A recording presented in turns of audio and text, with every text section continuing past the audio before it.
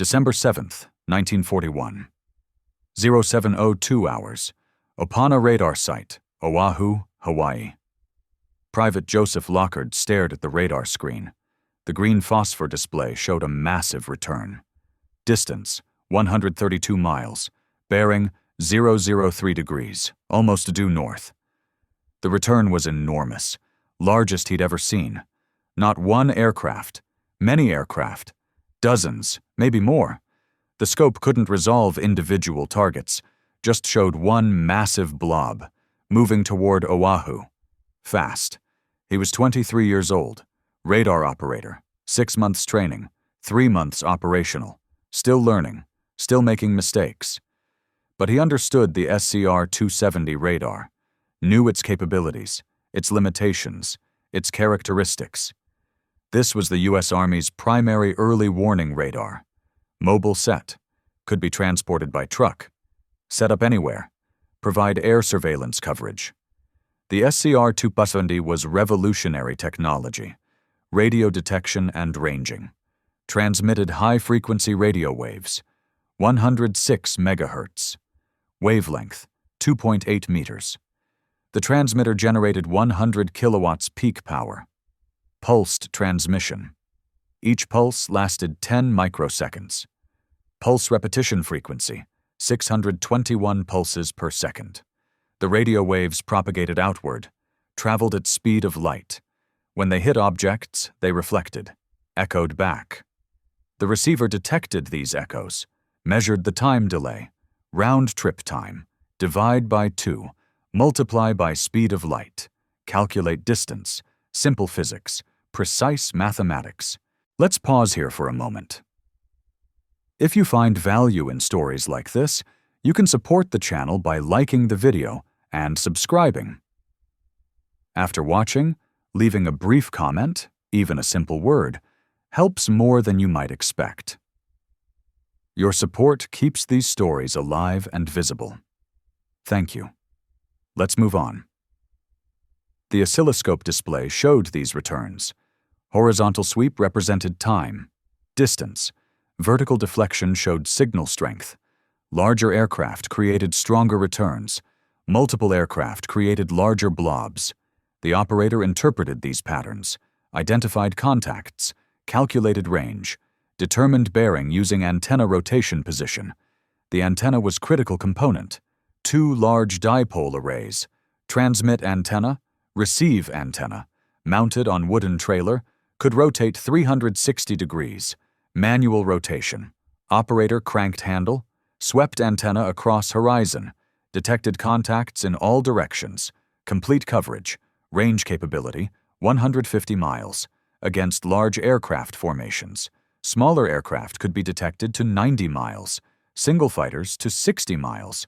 The range depended on target size, weather conditions, atmospheric propagation. Experience showed that formations of 20 or more aircraft created distinctive large returns, easily detected, clearly visible. Lockard had been operating this radar since September 1941. 3 months, hundreds of hours watching the scope. He'd tracked numerous formations, B-17 bombers from Hickam Field, Navy patrol aircraft from Ford Island, training flights, transport flights. Everything generated characteristic returns. He learned to recognize them, distinguish aircraft types, estimate numbers, calculate trajectories. This return was different, unprecedented. He'd never seen formation this large. The scope showed solid mass, no individual resolution, just massive signal. The largest formation he'd previously tracked was 15 B-17s. That had generated visible return. 15 discrete blips, close together, but separable. This return was solid blob. No separation, no discrete elements, just overwhelming signal strength indicating enormous number of aircraft. The bearing was also unusual, 003 degrees, almost exactly due north. Most traffic came from northeast, California direction, or from southeast, Wake Island direction, or from due east, Midway direction. North was unusual, empty ocean, no U.S. bases, no regular traffic. Japanese territories were northwest, not north. This bearing was anomalous. The speed calculation was concerning. The return had appeared at 132 miles at 0702. By 0704, it was at 126 miles, 6 miles in 2 minutes, 180 miles per hour. Standard bomber speed, not transport speed. Transports flew slower, 120 to 150 miles per hour. Bombers flew faster, 160 to 200. This was bomber speed. Formation of bombers. Large formation, fast approach. Everything Lockard knew about radar operations said report this immediately. Large contact, unusual bearing, high speed, direct approach toward Pearl Harbor, all criteria for potential threat. His training manual was explicit. Report all unusual contacts. Better false alarm than missed threat. That was doctrine. Standing orders. His partner, Private George Elliott, leaned over, looked at the screen. What is that? Aircraft formation, big one. Maybe 50 planes. Maybe more. Where? North. 132 miles. Coming toward us. Speed approximately 180 miles per hour. That's a lot of aircraft. That's what I'm thinking. Should we report it? Their shift had officially ended at 0700 hours. They were supposed to shut down the radar, wait for transportation back to base. But Lockard had kept the set running. Practice, training, learning the equipment. The SCR-270 radar was complex, temperamental, required constant adjustment. More practice meant better skill, so he kept it on. Watched the scope, saw the massive return appear. Now he had decision. Report it or ignore it. Shift was over. Nobody expected them to work past 0700. The information center at Fort Shafter was probably closed. Skeleton crew, weekend morning, peacetime, nothing urgent. But this return was unusual, significant, maybe important. He picked up the field telephone, cranked the handle, generated ring. The line connected to information center. Waited. 1 ring, 2 rings, 3 rings. Nobody answered. 4 rings. 5. Finally, someone picked up. Lieutenant Kermit Tyler, pursuit officer, temporary duty at Information Center, learning the radar system, not regular assignment. Information Center, Lieutenant Tyler speaking. Sir, this is Private Lockard at Opana. I have large aircraft formation on radar. Distance 132 miles, bearing 003 degrees, coming toward Oahu. Looks like 50 or more aircraft. Silence. Then Tyler spoke. His voice was casual, unconcerned. Large formation? Yes, sir. Largest I've ever seen. Very unusual. Where did you say? North. 132 miles out. Moving this direction. Speed approximately 180 miles per hour. What time is it? Lockard checked his watch. 0702, sir. Your shift ended at 700? Yes, sir. But I kept the radar running, for practice. That's when I detected this formation. How many aircraft? Can't resolve individual targets, sir. The return is too large, but estimate 50 minimum, possibly more. Could be 100. Tyler thought about this. Aircraft formation. Large, coming from north, Sunday morning. What would explain it? His mind ran through possibilities. Training exercise? No, too early. Too many aircraft. Nobody scheduled training for Sunday dawn. Enemy attack? Impossible. Relations with Japan were tense. But war hadn't started. Nobody expected attack. Certainly not here. Not Hawaii. Not Pearl Harbor. Too far from Japan. Too well defended. His thinking reflected broader military culture. Peacetime mindset. America wasn't at war. Relations with Japan were deteriorating. Diplomats were negotiating. Tensions were high. But actual war? Actual attack? That seemed remote. Improbable. Nobody expected sudden attack without declaration. Not without warning. Pearl Harbor was fortress, heavily defended. Attacking it would require massive force. The Japanese military had capabilities. But launching surprise attack on Pearl Harbor? That seemed impossibly risky beyond reasonable assessment of Japanese strategic thinking.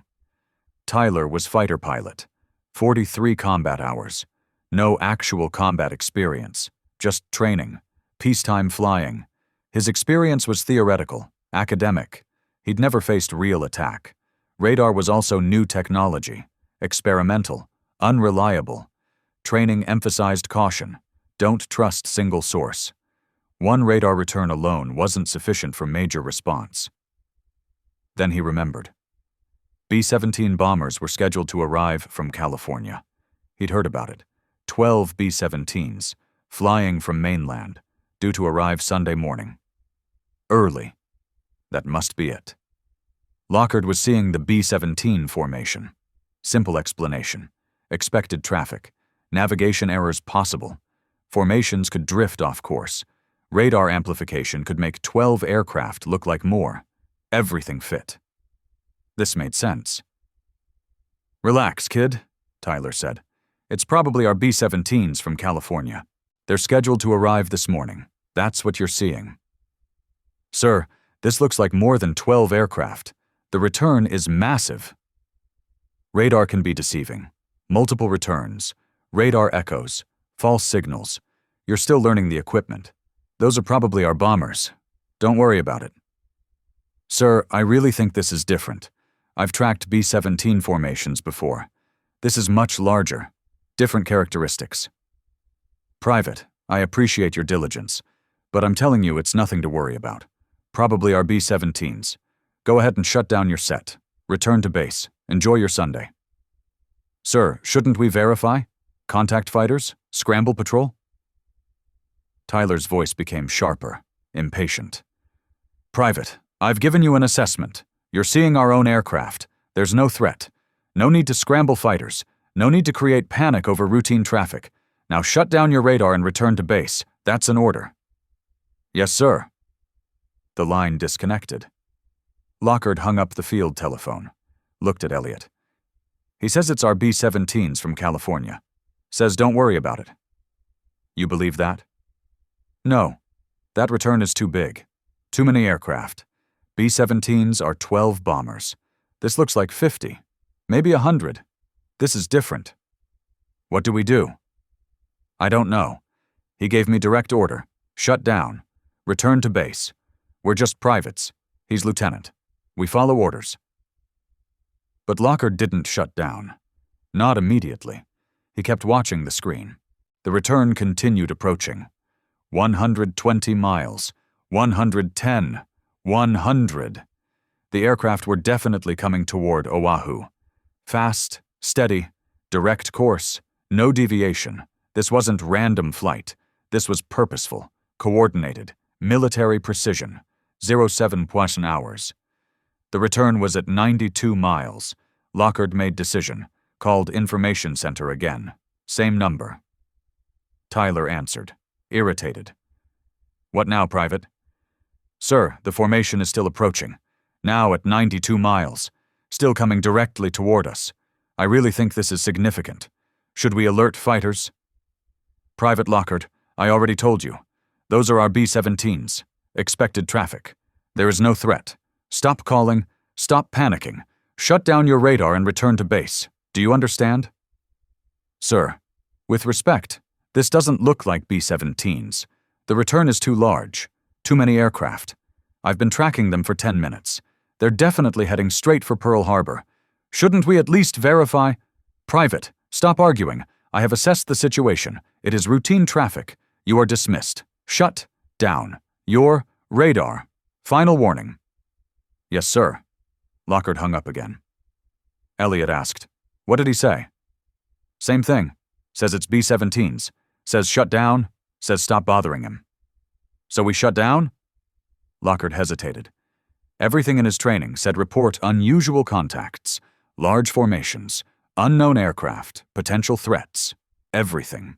But his commanding officer had directly ordered him to shut down. Told him it was routine. Told him to stop worrying. He was just private. 6 months experience. Tyler was officer. More experience, more authority, more knowledge. Maybe Tyler was right. Maybe this was B-17s. Maybe radar was amplifying the return, making it look bigger than reality. Maybe he was wrong, but his instinct said otherwise. This return was different, abnormally large. Wrong bearing, wrong characteristics. Something was wrong. He felt it, couldn't prove it, just felt it. "Keep tracking," he told Elliot. "I want to see where they go. Official shift is over. We're off duty. So this is personal interest, training, learning, not official operations. Just two guys watching a radar screen. Nobody can court-martial us for that." They kept watching. The return continued approaching. 80 miles, 70, 60, coming straight toward Oahu. No deviation. Perfect course. Military navigation. Not random flight. Not lost aircraft. Purposeful. Directed. Coordinated. 0730 hours. The return was at 55 miles, close enough that Lockard could estimate altitude. Approximately 10,000 feet. Standard bomber altitude. This solidified his concern. These were bombers, not transports, not patrol aircraft. Bombers, flying in formation, heading directly for Pearl Harbor. He called Information Center one more time. Third attempt. Tyler answered. His voice was furious. "Private Lockard, I swear to God if you call one more time about those goddamn B-17s..." "Sir, they're at 55 miles now. Altitude 10,000 feet. Bomber altitude. This is not routine traffic. This is different. Please, sir, scramble fighters. Verify the contact. If I'm wrong, I accept consequences. Court-martial me, but please verify." "Private, you're relieved of duty. Effective immediately. Return to base. Report to your commanding officer. I'll be filing insubordination charges. You've questioned my judgment 3 times. Disregarded direct orders. Continued operating after your shift ended. Created unnecessary panic. This is unacceptable. Sir, I'm begging you. Just send one fighter. Verify the contact. If they're B-17s, I'm wrong. I accept punishment. But if they're not, there is no if. There are aircraft. Now get off this line." Tyler hung up. Lockard stood there, phone in hand, listening to dial tone. He'd tried 3 times, each time rejected, ordered to shut down, told he was wrong, told to stop worrying. He'd done everything possible short of disobeying direct orders. What else could he do? He was private, lowest rank, no authority, no power, just radar operator. His job was report contacts. He'd reported 3 times, each time dismissed, each time ignored. What more could he do? Leave his post? Drive to Pearl Harbor? Warn people personally? That was abandoning duty, desertion, serious crime. He couldn't do that, so he kept watching. The return approached. 40 miles. 35? 30. Coming straight for Pearl Harbor. Unstoppable. Undeniable. Real. 0745 hours. The return disappeared from screen. Not because aircraft left, because they'd flown too close.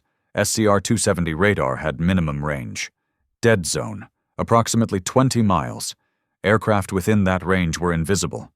The radar beam passed over them. Couldn't detect them. The massive formation had entered that zone. Disappeared from his screen.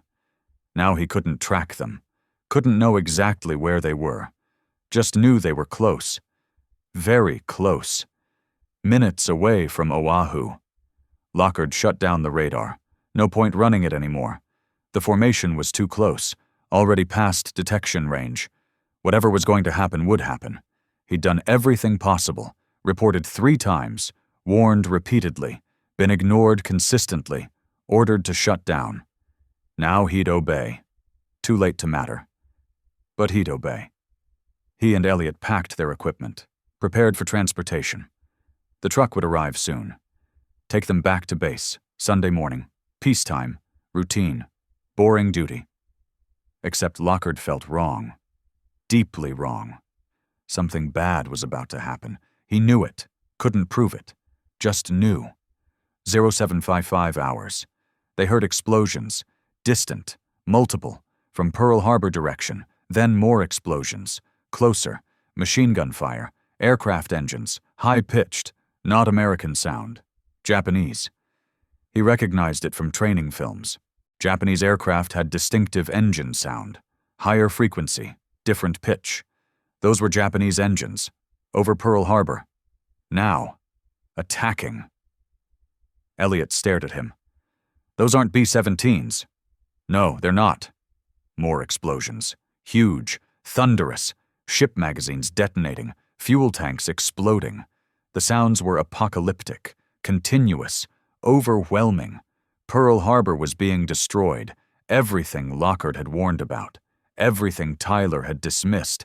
Everything was happening, exactly as Lockhart had predicted. They stood on hilltop, watched smoke rise from Pearl Harbor, black columns, reaching thousands of feet, ships burning, aircraft burning, men dying. The largest military disaster in American history, happening in real time. While they watched, helpless, useless, they'd known, they'd warned, they'd been ignored.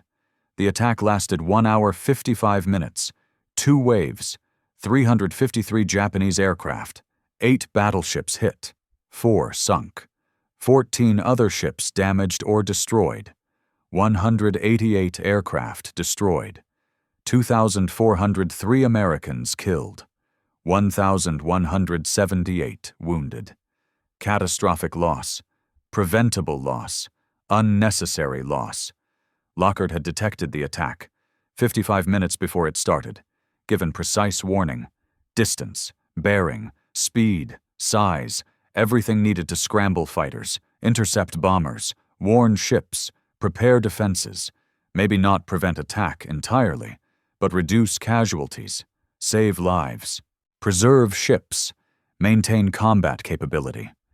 Instead, warning was ignored, dismissed as routine traffic, treated as false alarm, by officer who didn't understand radar, didn't trust technology, didn't believe young private, made assumptions, wrong assumptions, deadly assumptions.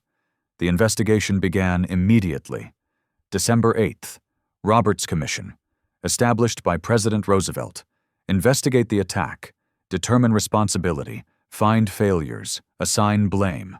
They interviewed everyone, commanders, officers, enlisted men, everyone who had information, everyone who had warnings, everyone who had failed. Lockhart testified December 15th, told his story, exactly what happened, detected formation, called Information Center, reported to Tyler, 3 times, each time dismissed, ordered to shut down, ignored. The commission listened, asked questions, wanted details, timing, exact words, everything. What did Lieutenant Tyler say when you first reported the contact? He said relax, said it was probably our B-17s from California, said not to worry. Did you challenge this assessment? Yes, sir. I told him the return looked much larger than 12 aircraft. He said radar could be deceiving. Multiple returns. False signals. Did you call again? Yes, sir. Twice more, at Euro 710 and Euro 730. Each time the formation was closer. Each time I urged him to verify, to scramble fighters, to alert defenses. What was his response? He became angry. Said I was questioning his judgment. Said it was definitely B-17s. Ordered me to shut down. Final time he said he would file insubordination charges. Told me I was relieved of duty.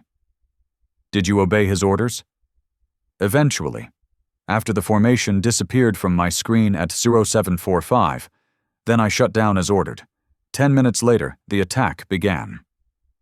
If fighters had been scrambled, could they have intercepted the Japanese formation? Yes, sir, definitely. We detected them at 0702. Attack began at 0755. That's 53 minutes warning. P-40 fighters can scramble in 5 minutes, reach altitude in 10, intercept within 30 minutes. They could have engaged Japanese bombers before they reached Pearl Harbor, possibly shot down many, certainly disrupted the attack. Why do you think Lieutenant Tyler didn't take your warning seriously? Lockhart paused. chose his words carefully. I think he made assumptions. Assumed peaceful Sunday morning. Assumed no threat. Assumed I was inexperienced operator seeing false returns. He had reasonable explanation.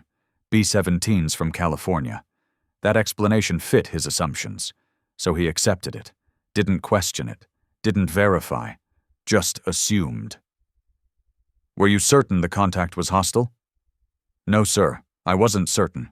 Couldn't be certain. That's why I urged verification. Send fighters. Check visually. Confirm what radar was showing. If I was wrong, minor inconvenience. Few fighters scrambled unnecessarily. If I was right, major disaster prevented. The risk assessment was obvious. Verify. Did you consider going over Lieutenant Tyler's head? Contacting someone else? No, sir. He was duty officer. Chain of command. I reported to him 3 times. He ordered me to stop. Threatened insubordination charges. I'm private. He's officer. I don't have authority to bypass him. Don't have connections to contact higher command. I did what regulations allowed. Reported through proper channels. Channels failed. The commission questioned Tyler separately. His testimony was defensive, uncertain. He explained his reasoning. B-17s from California. Expected traffic. Reasonable assumption. Nobody anticipated Japanese attack. No intelligence warning. No preparation. Peaceful Sunday. Normal operations. The radar contact fit expected pattern. Made sense. So he dismissed it. Did Private Lockard emphasize the size of the formation? Yes. He mentioned it was large. But radar returns can be amplified. Multiple reflections. Atmospheric conditions. I didn't think size alone indicated threat. Did he call multiple times? Yes. 3 times. Each time more insistent. But I'd already assessed the situation. Already made decision. Repeated calls didn't change the facts. I believed it was our B-17s. Still believe that was reasonable assessment given available information. Were you trained on radar operations? Basic familiarity, not detailed training. I was fighter pilot. Temporary duty at Information Center. Learning the system. Not primary specialty. Did you understand radar capabilities? Limitations? How to interpret returns? General understanding. Not expert level. But I knew enough to make assessment. Aircraft formation, coming from north. Sunday morning. B-17s expected from California. Simple deduction. Did you consider the possibility it might be enemy aircraft? Briefly. Dismissed it as improbable. Japan and United States had tense relations, but no state of war. No intelligence indicating imminent attack. No reason to expect enemy bombers over Hawaii. The probability seemed infinitesimally small. What would you have needed to take the warning seriously? Tyler hesitated. Thought about this. Corroborating evidence. Multiple radar sites reporting same contact. Intelligence reports indicating Japanese fleet nearby. Some concrete evidence beyond one radar operator's insistence. One data point wasn't enough to scramble fighters, create panic, disrupt normal operations. One data point that turned out to be accurate. Yes, in retrospect, accurate. But decisions are made with available information, not hindsight. At that moment, with that information, my assessment was reasonable. The commission concluded that Tyler had made error in judgment, but not criminal negligence, not dereliction of duty, just mistake, understandable mistake, peacetime thinking, assumptions that seemed reasonable until they weren't. He was reprimanded, reassigned, career damaged but not destroyed. He remained in service. Eventually retired as lieutenant colonel. Lived with the knowledge that his decision had contributed to disaster. Thousands died partly because he said, "Don't worry about it." Lockard received no punishment, no insubordination charges, no disciplinary action. Commission recognized he'd done everything possible, reported correctly, insisted appropriately, been ignored unjustly. He was vindicated. But vindication felt hollow. He'd been right. People had died anyway. Being right didn't save anyone, didn't prevent disaster, just meant he'd known it was coming. watched helplessly, failed to stop it. After Pearl Harbor, radar procedures changed. Completely. Every contact was treated as potential threat. Every warning was verified. Every operator was believed until proven wrong. The assumption shifted from peacetime to wartime, from probably friendly to possibly hostile. Trust but verify became doctrine. One radar operator's warning was enough to scramble fighters, create alert, activate defenses. Better safe than sorry became policy. The new procedures were formalized in Technical Manual TM 11487, Radar Operations Doctrine, published February 1942. The manual was explicit, unambiguous, comprehensive. Every unusual contact must be reported, immediately, without interpretation, without assessment, just data, raw data. Let command decide significance. Operator's job was report, not analyze, not filter. Report everything. The manual specified response protocols.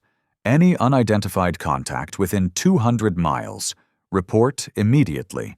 Any formation of 10 or more aircraft, report immediately. Any contact on unusual bearing, report immediately. Any high-speed contact, report immediately. Any contact during non-operational hours, report immediately. The word immediately appeared 37 times in the manual. Emphasis, priority, urgency. Command response was also specified. Upon receiving radar warning, scramble ready fighters within 5 minutes, alert all bases within 10 minutes, activate anti-aircraft batteries within 15 minutes, assume hostile until proven friendly, not the reverse, assume threat, verify. Then relax. This was opposite of Pearl Harbor, where assumption was friendly until proven hostile. That assumption had killed 2,403 people. The manual included Pearl Harbor as case study, lesson learned, warning signs that were missed, Lockard's reports, Tyler's dismissal, the consequences, everything documented, analyzed, explained. The lesson was clear. Listen to your radar operators. They see what you don't. They know what's coming. Believe them. Act on their warnings. Verify their data. But believe first. Act first. Verify second. Fighter squadrons received new standing orders. Scramble alerts became routine. Any radar contact triggered response. Fighters launched, climbed to altitude, intercepted, identified. Most were friendly. Routine traffic. But some weren't. Japanese reconnaissance, bomber formations, attack groups. The scrambles worked. Interceptors caught enemies before they reached targets, shot them down, protected bases, saved lives. Guadalcanal, Rabaul, New Guinea, Philippines. Every major base had radar coverage. Every contact was tracked. Every warning heeded. Fighters scrambled constantly, dozens of times daily. Most scrambles were false alarms, routine traffic, training flights, navigational errors. But occasional scrambles caught real threats, Japanese formations. Those successes justified every false alarm, every unnecessary scramble, every wasted fuel. Because when it mattered, when real attack came, the system worked. Statistics proved effectiveness. After Pearl Harbor, U.S. bases with radar coverage suffered 83% fewer casualties from air attacks compared to bases without coverage. Fighter interception rates improved from 22% to 67%. Enemy bombing accuracy decreased from 41% to 19%. The radar-directed defense system saved an estimated 15,000 American lives during Pacific Campaign. Training programs expanded. Every radar operator received comprehensive instruction. Technical operation. Contact interpretation. Reporting procedures. Communication protocols. Emphasis on speaking up. Insisting when something seemed wrong. Never second-guessing your data. Trust your equipment. Trust yourself. Your warning might save thousands. Lockard continued as radar operator, was promoted, became instructor, taught new operators, trained them on interpretation, recognition, reporting, emphasized importance of speaking up, trusting data, insisting when something seemed wrong, even if officers disagreed, even if assessment seemed improbable, even if you're just private. Your data matters, your warning matters, your voice matters. He told students about Pearl Harbor, his experience, his warning, his failure to convince anyone, the consequences. I detected them 55 minutes before attack. I reported 3 times. Nobody listened. Over 2,000 people died. I couldn't stop it, but I tried. That's what you do. You see something. You report it. You insist. Even if they laugh, even if they dismiss you, even if they threaten you, you report. Because maybe next time someone will listen. Maybe next time the disaster will be prevented. December 1942. 1 year after Pearl Harbor, Lockard was stationed at Guadalcanal, operating SCR-270 radar. Same equipment, same duties, different war, different circumstances. He detected Japanese bomber formation. Distance, 140 miles. Bearing, 320 degrees, coming toward Henderson Field. The return appeared at 15:23 hours. Large formation, 20 to 30 aircraft. High altitude, approximately 15,000 feet. Bomber altitude. He recognized the pattern immediately. Similar to Pearl Harbor. Large contact, unusual bearing, direct approach. Everything that had been ignored before. But this time was different. He reported immediately. Standard procedure, no hesitation, no uncertainty, just data. Information Center, this is Opana. Large aircraft formation detected. Range 140 miles. Bearing 320. Estimated 20 to 30 aircraft. High altitude. Approaching Henderson Field. Recommend scramble. The response was instant, immediate, professional. Copy Opana. Scrambling fighters. Alert condition red. All batteries to stations. Thanks for the warning. No questions. No dismissal. No probably friendly. Just action. Belief. Trust. Response. Within 3 minutes, fighters were launching. F-4F Wildcats. 18 aircraft, maximum scramble. They climbed hard, full throttle, racing to gain altitude, intercept position. Lockard continued tracking, updated information center every 2 minutes. Formation now at 120 miles. Still approaching. Speed 190 miles per hour. No course change. Direct approach to Henderson. Copy. Fighters climbing to 20,000 feet. Will intercept at 90 miles. Formation at 100 miles. Maintaining course and speed. Copy. Fighters at 15,000. Still climbing. The coordination was precise, professional, exactly as doctrine prescribed. Radar provided tracking. Information center coordinated response. Fighters positioned for intercept. Everything working. System functioning. Lives being saved because someone believed radar operator. Formation at 90 miles. Fighters should have visual soon. Copy Opana. Fighters report visual contact. Engaging now. Lockard couldn't see the battle. Just radar returns. But he could imagine it. Wildcats diving on Japanese formation. G4M Betty bombers. Large, slow, vulnerable. The Wildcats had altitude advantage, speed advantage, surprise. The Japanese hadn't expected interception this far out, hadn't expected fighters waiting at altitude.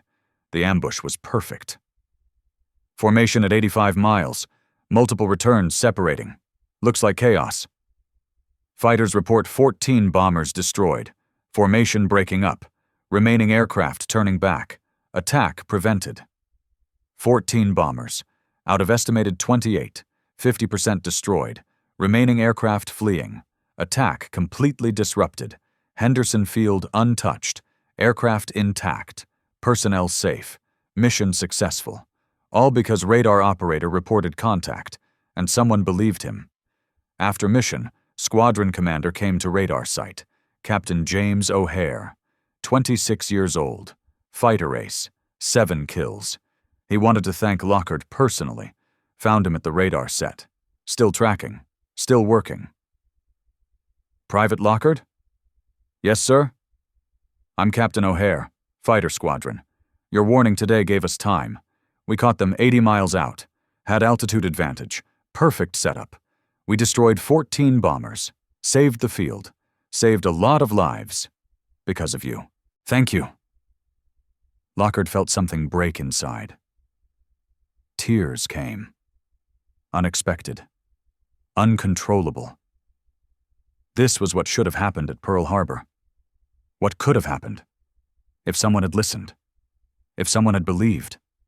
If someone had acted. 2,403 people could have lived. Ships could have survived. The fleet could have remained intact. All because someone listened to radar operator. O'Hare noticed the tears. Concerned. Hey, you okay? You did great work. Nothing to be upset about. Lockhart wiped his face, embarrassed. I'm fine, sir. Just remembering Pearl Harbor. What I couldn't stop then. What we stopped today, that's all.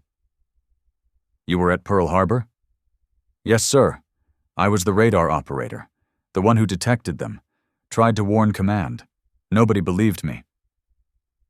O'Hare's expression changed. Recognition, understanding, respect. You're that Lockhart? The one who tried to warn them? I read the Roberts Commission report. You did everything right, reported 3 times. They ignored you. That wasn't your failure. That was theirs. Doesn't feel that way. I see their faces sometimes. The men who died, the pilots who burned in their aircraft, the sailors who drowned when their ships sank. I wonder if I could have done more. Said something different. Been more convincing. Something. You couldn't have. You were private. They were officers. You reported through proper channels, multiple times. You did your job. They failed theirs. You saved lives today. That's what matters. Not what you couldn't prevent then. What you prevented today. But 2,000 people aren't on you. They're on the system that didn't listen, on the officers who dismissed you, on the culture that valued rank over data, on the peacetime thinking that killed wartime preparedness. You tried, you warned, you insisted, they failed, not you, never you. Lockhart nodded. Tried to accept that, logically understood, emotionally struggled. Thank you, sir. No, thank you. Today you saved hundreds, maybe thousands. Henderson Field stays operational. Our aircraft stay flying. Our pilots stay alive. Because you detected them, warned us, gave us time. That's your job. You're damn good at it. Be proud. O'Hare left. Lockhart stood at his radar set, watching the screen. Green phosphor glow, sweeping beam, detecting aircraft, protecting people. This was his purpose, his contribution, his redemption. Not for Pearl Harbor. Nothing could redeem that. But for today. Tomorrow, every day after, he detected threats, warned people, saved lives, one warning at a time, one scramble at a time, one prevented disaster at a time. He served entire war, Pacific Theater, multiple bases, Guadalcanal, Tarawa, Saipan, Philippines, Okinawa, every major campaign, always at radar set, always watching, always reporting. His warnings scrambled fighters hundreds of times, intercepted dozens of enemy formations, prevented countless attacks, saved thousands of lives. Each save didn't erase Pearl Harbor, but accumulated, built meaning, created purpose, transformed tragedy into mission. Other operators knew his story. Young privates, new to radar, nervous about responsibility. He told them about Pearl Harbor, about detecting attack, about being ignored, about consequences. Your warning matters, your data matters, your voice matters. Don't let officers dismiss you. Don't let authority override evidence. Speak up, insist, be annoying if necessary. Better they hate you than people die. I couldn't save Pearl Harbor, but you can save your base, your ships, your people. That's your job. Do it well. He was discharged 1945, returned to civilian life, became engineer, worked in electronics, lived quietly, avoided publicity. The Pearl Harbor story followed him. Journalists wanted interviews. Historians wanted details. He gave some, reluctantly, always emphasized same points. He did his job, reported accurately. Officers failed to act. System failed. People died. That's the story. Simple. Tragic. True. 1956, Tyler published memoir, defended his decision, explained his reasoning, argued he'd made reasonable assessment given available information. Nobody anticipated attack. Intelligence failures. Command failures. Multiple failures at multiple levels. His error was just one element, small element, not primary cause, just contributing factor. Lockard read the memoir, felt anger. Tyler was making excuses, deflecting blame, minimizing responsibility. Lockard had given him actionable intelligence, precise warning, multiple calls. Tyler had dismissed all of it, ordered him to shut down, threatened punishment. That wasn't small error, that was catastrophic failure. 2,403 people died, partly because Tyler said, "Don't worry." But Lockard didn't respond publicly, didn't write rebuttal, didn't seek publicity, just lived his life. Remembered the dead, honored their memory through silence, through service, through teaching others, through ensuring future radar operators would be believed, would be respected, would be heard. He died 2009, age 90, natural causes. His obituary mentioned Pearl Harbor. Joseph Lockard, radar operator who detected Pearl Harbor attack and tried to warn military command, ignored by duty officer, later vindicated by investigation, spent career improving radar procedures and training operators. At his funeral, several radar operators attended. Current military, active duty. They'd learned about him in training, studied his case, understood his importance. One captain spoke. "Joseph Lockard taught us to trust our equipment, trust our data, trust ourselves, even when officers disagree, even when assessment seems improbable, even when we're just junior enlisted. Our voice matters, our warning matters, lives depend on us." He proved that. December 7th, 1941. He was right. They were wrong. People died because nobody listened. We listen now. Because of him. That's his legacy. The story of Pearl Harbor is complex. Multiple failures, multiple causes, intelligence failures, command failures, communication failures, training failures, assumption failures. Everything went wrong simultaneously, created perfect storm, allowed disaster. But one element stands out. One radar operator, doing his job, detecting threat, reporting accurately, insisting persistently, being ignored completely. 3 warnings, 55 minutes, precise data. Everything needed to prevent disaster. Dismissed because officer didn't believe, didn't trust, didn't verify. What Lockard said remained true. I told them. They laughed. Now they're dead. Not literally laughed, but spiritually. Dismissed, minimized, ignored. Treated as inexperienced kids seeing ghosts. Rookie mistake. False alarm. Nothing to worry about. His data was perfect. His warning was accurate. His timing was sufficient. Everything was correct. Except nobody listened. That's the real tragedy. Not that attack happened. That couldn't be prevented entirely. Japan had committed. Fleet was en route. Attack was inevitable. But casualties could have been reduced. Fighters could have intercepted.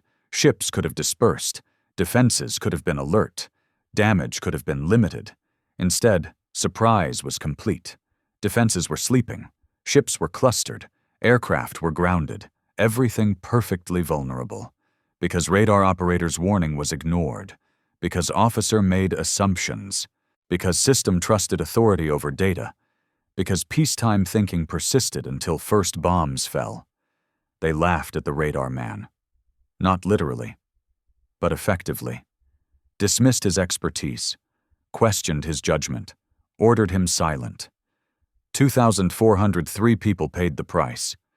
The radar man was right. They were wrong. History remembers both. Differently. Lockard never claimed to be hero, never sought credit, never demanded recognition, just said he did his job, reported what he saw, insisted when it mattered. That's all. Wasn't enough to save anyone. But was everything possible? He tried. They ignored. That's the story. Simple. Tragic. True. What he said after the attack was simple, direct, painful. I told them. They didn't listen. People died. They were shocked afterward. Shocked by the attack. Shocked by their failure.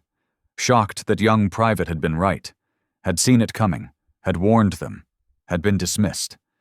The shock transformed to policy changes, procedural reforms, new training, new attitudes, new respect for radar operators, for technical expertise, for junior enlisted, for data over assumptions. Those changes saved thousands in subsequent battles. Guadalcanal, Midway, Philippine Sea, every major engagement. Radar operators detected threats. Commanders believed them. Fighters scrambled. Attacks intercepted. Lives saved. All because Pearl Harbor taught them to listen. Lockard taught them to listen. His failed warning created successful warnings afterward. His ignored voice made future voices heard. That's legacy, not the failure, the lesson, not the disaster, the prevention of future disasters, not what he couldn't stop, what everyone else learned to stop because he tried. They laughed at what he said. Then they were shocked by what happened. Then they learned. Then they changed. Then they listened. Too late for Pearl Harbor, but just in time for everything else.